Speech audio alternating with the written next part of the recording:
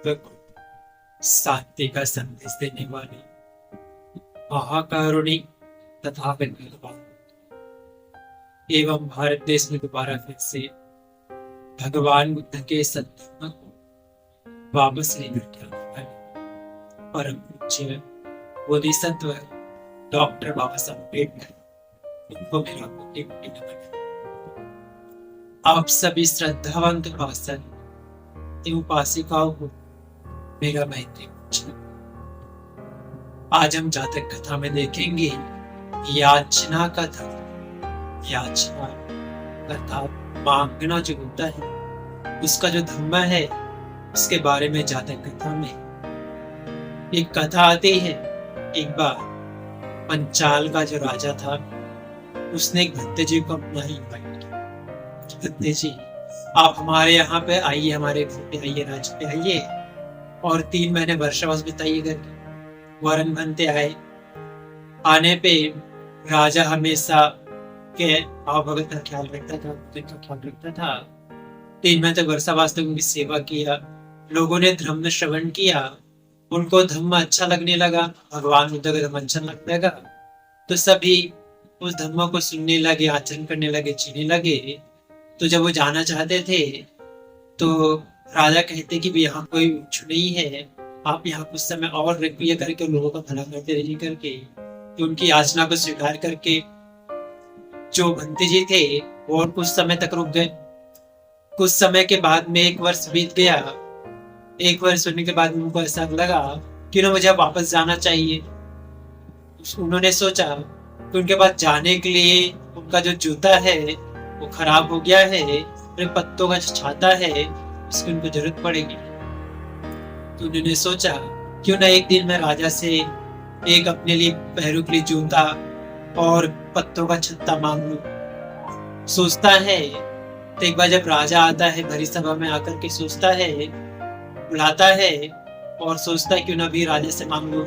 उसके मन में ऐसा विचार आता है, अगर मैं राजा से अपने लिए जूता मांगूंगा या पत्तों का छत्ता मांगूंगा तो मांगने वाला जो व्यक्ति होता है वो रोने के समान होता है, और देने वाला व्यक्ति अगर दे नहीं सकेगा, राजा देने से मना कर देगा, तो भी देने वाले के समान ही हो जाएगा, उसका भी नहीं देने वाले के समान हो जाएगा, रोने वाले के समान हो जाएगा।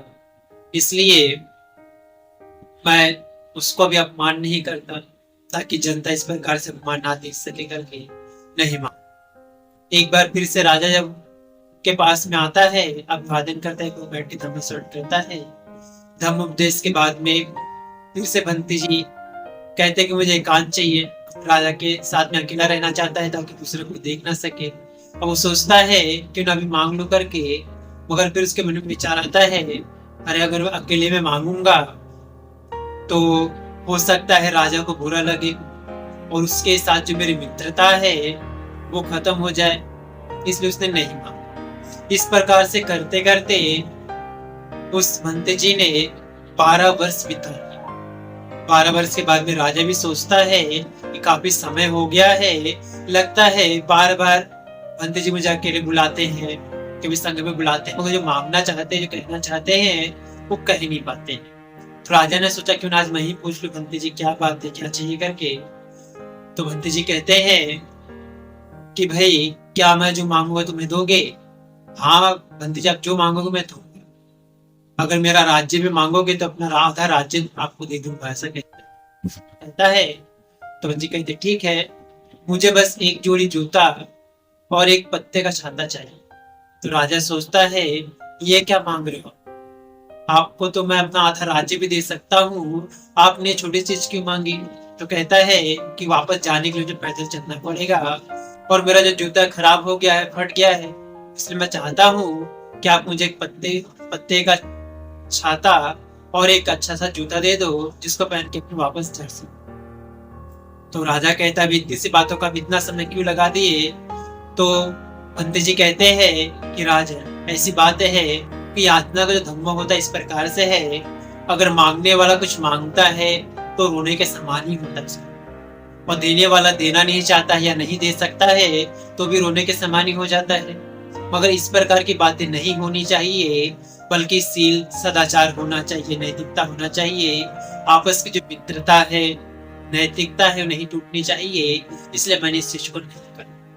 कहते भक्ति जी ठीक है, आपने जो कहा उसको विड्रॉ करके और लिए तो भी वापस अपने बिहार के लिए चले। इस प्रकार से मनुष्य को भी चाहिए कि हमेशा अपने सील और सदाचार का पालन करते रहे, नैतिकता का आचरण करते रहे, बल्कि लालच में आकर के अपने सील और सदाचार को भी कभी नहीं, और अपनी मित्रता को भी हमेशा अच्छी प्रकार से बनाए रखना चाहिए। आप सभी लोगों ने इस जातक कथा की कथा को सुना, जिसको आपने जाना समझा, इससे बड़ी श्रद्धापूर्वक सुनने के कारण भगवान बुद्ध उनके धम्म और उनके संग के प्रभाव से, उनके तेज से आपका, आपके परिवार के प्रत्येक सदस्य के जीवन का हर एक पल सुखपूर्वक बीते, प्रसन्नता पूर्वक बीते, मंगलमय हो, कल्याणमय हो। आप सभी सुखी रहे, स्वस्थ रहे, खुश रहे, सबका मंगल हो, सबका भला हो, सबका कल्याण।